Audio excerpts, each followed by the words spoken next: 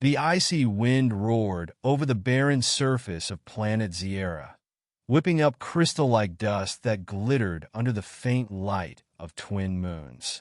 I tugged my jacket tighter against the cold, my boots crunching on the frost-coated ground. I had landed here by accident. A malfunctioning navigation system on my cargo vessel had brought me down in this desolate expanse. And that's when I saw her. She stood a short distance away, barely visible against the shimmering backdrop. Her form was slender, her skin glowing faintly silver blue, and her hair, like threads of liquid light, fluttered in the bitter wind. She wasn't wearing anything substantial, just a sheer, ethereal garment that looked more decorative than practical. Her arms were wrapped around her body, and she trembled, though she didn't move to seek shelter. She simply stood there, staring at the stars as if searching for answers or solace.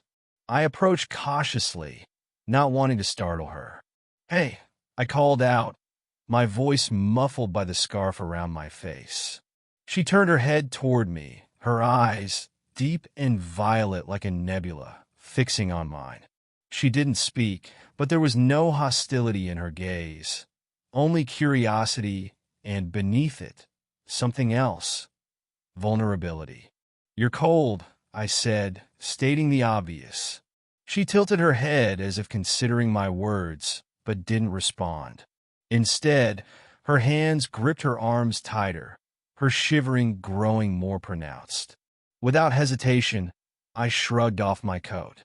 It was thick, insulated, and designed for survival in extreme conditions, perfect for a freezing wasteland like this. I stepped closer and held it out to her. Her eyes widened, and for a moment, she simply stared at the coat, as if it were an artifact from another world. Slowly, hesitantly, she reached out and took it from my hands.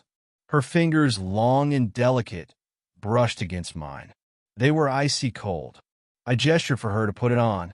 She wrapped it around herself, the oversized garment engulfing her slight frame.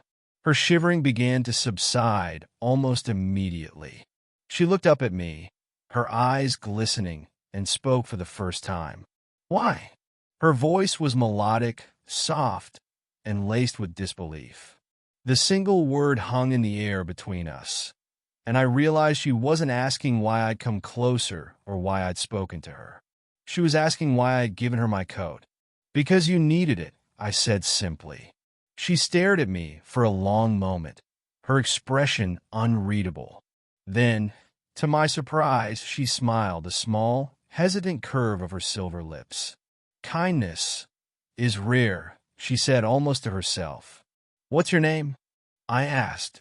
"Ziriel," she replied, her tone as delicate as her appearance. "And you?" "Alex," I said. "How did you end up here?" Her smile faded, and she looked back at the sky. "My vessel failed. I am stranded. My people are far, and I have no way to call them." Her voice wavered, and for the first time, I saw the weight of her situation. She wasn't just cold. She was lost and alone on a planet that didn't care if she lived or died. "We'll figure something out," I said. "I've got tools on my ship. Maybe we can fix your communication device or send a signal." She turned to me sharply, her glowing eyes searching my face. "You would help me?" "Of course," I said. "It's what we do." "Well, at least it's what we should do." Her expression softened, and she pulled the coat tighter around herself. "You're kind. You are not as I was told. Not all of you, at least." "What were you told?" I asked, curious. "That humans take what they need and give nothing in return." I chuckled, though her words stung. "We're not all bad. Some of us even share our coats." That earned me another faint smile. As the hours passed, we walked back to my ship. The cold seemed less biting now, though I couldn't tell if it was because of the exercise or the strange warmth that had settled between us. When we reached the vessel, I ushered her inside, and the heating system whirred to life. Ziriel marveled at the ship's interior, her fingers grazing over the control panels and glowing displays. Over the next few days, We worked together to repair her communication device. Ziriel proved to be remarkably intelligent, her knowledge of technology far surpassing mine. By the third day, we managed to send a distress signal, and soon after, a response came from her people. When the rescue ship arrived, Ziriel stood at the ramp of my vessel, my coat still draped around her shoulders. "Alex," she said softly, "you did not have to help me. Yet you did. For that, I am grateful." I shrugged, trying to play it off. "You'd have done the same for me."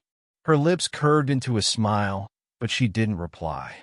Instead, she reached up and placed a hand on my shoulder.